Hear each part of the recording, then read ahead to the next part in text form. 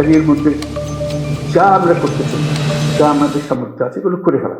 যে সরকার নির্বাচিত হয়ে আসবে সে সরকারের আইনের সরকার যেন হয়। আমাদের শুধু ভয় হলো আবার অন্ধকারে যেন হারিয়ে না যায়, আপনার মেয়ে রাস্তা দিয়ে যায় সে ভয়ে ভয়ে যায়। এটা কোন ধরনের কথা? সংখ্যালঘুদের নিরাপত্তা একই ব্যাপার।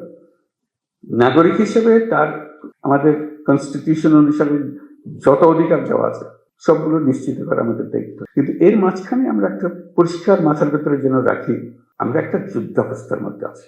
এই সরকার, অন্তর্বর্তীকালীন সরকার, এটা হাতে খুব বেশি সময় নাই। আমরা অলরেডি 7 মাস পার করে এসেছি। আমরা বলছি ডিসেম্বরে নির্বাচন হবে।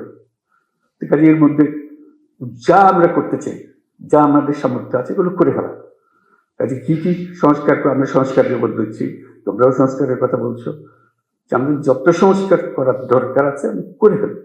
যেহেতু নির্বাচন আসছে, নানা রকমের সমস্যা হবে, নানা রকম চাপ আসবে, তবে ডেসপারেট হয়ে যাবে, আমার ক্যান্ডিডেট জেতাতে হবে, ওর ক্যান্ডিডেটকে জেতাতে হবে। তুমি এখন আইন মানতে চাইলে তোমার উপরে খেপাখেপি করবে যে না কিছু তো আইন, তুমি আমাকে আইন দেখাও। এসব হবে। আমাদের সেখানে শক্ত থাকতে হবে, আইনের ভেতরে থাকতে হবে, যাতে করে যে সরকার নির্বাচিত হয়ে আসবে সে সরকারের আইনের সরকার যেন হয়। আইনের মারফতে দিয়ে এসছে, যে আইন ভেঙে ভেঙে এসছে সে সরকার কোনোদিন আইন রাখতে পারবে না, কারণ সে ভাঙারই অভ্যাসটা। কাজে এই যে সুযোগের কথাটা বললাম, এই জন্য বললাম এই সুযোগটা হলো এমন যে আমরা যাতে ভবিষ্যতের সরকারটা যেন আইন মানার সরকার হয়, এটার জন্য আমরা নিশ্চিত করতে পারি। সেটারও দায়িত্ব তোমাদের হাতে, যেহেতু নির্বাচনটা তোমাদের হাত দিয়ে হবে। আমাদের শুধু ভয় হলো আবার অন্ধকারে যেন হারিয়ে না যায়। এক মহা অন্ধকার থেকে আমরা পার হয়ে এসেছি, আমাদের কপাল ভালো, ছাত্ররা আমাদেরকে সেটা থেকে মুক্তি দিয়েছে। আমরা যেন আবার এই গর্তের মধ্যে ঢুকে না করি, তাহলে আমাদের আর রক্ষা নেই, আমাদেরকে কেউ আর উদ্ধার করতে পারত না। আমাদের আইন শৃঙ্খলার যা যা বিষয়গুলো আছে, বিশেষ করে নারীদের বিষয়ে এখন জোর আলাপ চলছে, যেটা আমাদের রক্ষা করতে হবে, নারীদের সুরক্ষা দেওয়া। এটা একটা মস্ত বড় কাজ। এটা আমাদের অবহেলার কারণেই এটা ক্রমে সমাজের মধ্যে দ্রুত বিস্তার লাভ করেছে।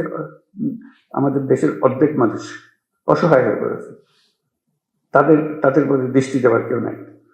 তার রাস্তাঘাটে চলতে গেলে ভয় লাগে। কথা বলে আপনার মেয়ে রাস্তা দিয়ে যায় সে ভয়ে ভয়ে যায়। এটা কোন ধরনের কথা? এই দেশের একজন নাগরিক রাস্তা দিয়ে যাবে, তার মনের মতো একটা ভীতি টাইম, তাকে কার দিকে তাকালে কি বুঝবে, কোন দিকে তাকালে না নিচের দিকে তাকালে না উপর দিকে তাকাবো বুঝতে পারছে না, কোন কাপড় পরবো বুঝতে পারছে না, কোনটা আমি নিরাপদ হবো, আমার নিরাপত্তা কথা। বাপ হিসাবে, ভাই হিসেবে আমাদের তো একটা পারিবারিক দায়িত্ব আছে, তারপরে পুলিশ হিসাবে আমাদের সবচেয়ে বড় দায়িত্ব। আইনে তাকে সমস্ত অধিকার দিয়েছে। সংখ্যালঘুদের নিরাপত্তা একই ব্যাপার। নাগরিক হিসেবে তার আমাদের কনস্টিটিউশন অনুসারে যত অধিকার দেওয়া আছে সবগুলো নিশ্চিত করা আমাদের দায়িত্ব, এবং সেই দায়িত্ব পুলিশের মারফতে আমাদের এক্সিকিউট করতে হয়। কাজে পুলিশ হিসেবে যে সংখ্যালঘুর নিরাপত্তা এবং যে কোনো ব্যক্তির নিরাপত্তা, সে অসহায় গরিব মানুষের নিরাপত্তা, শক্তিশালীর হাত থেকে তাকে বাঁচানো, সেটা নিশ্চিত করা ইত্যাদি, এইগুলো যেন আমরা করতে পারি। আমরা তো বললাম যে আমরা কাজ করব এবং নতুন বাংলাদেশ গড়ব, এবং খুব দ্রুত আমরা এগোতে পারবো। সব ঠিক আছে, এগুলো কোনোটাই পেছনে কোনো প্রশ্নবোধক নেই, এগুলো নিশ্চিত একটা বিষয়। কিন্তু এর মাঝখানে আমরা একটা পরিষ্কার মাথার ভেতরে যেন রাখি, আমরা একটা যুদ্ধাবস্থার মধ্যে আছি। আমরা 8ই অগাস্টের পরে ভুলে গেছি যে আর যুদ্ধ নাই, এখন যুদ্ধ শেষ, কথা ঠিক না। আমরা একটা কন্টিনিউয়াস যুদ্ধাবস্থার মধ্যে আছি। এটা যেন মনে থাকে যে আমরা যুদ্ধাবস্থার মধ্যে আছি। এই যুদ্ধাবস্থা থেকে আমাদের জয় হয়ে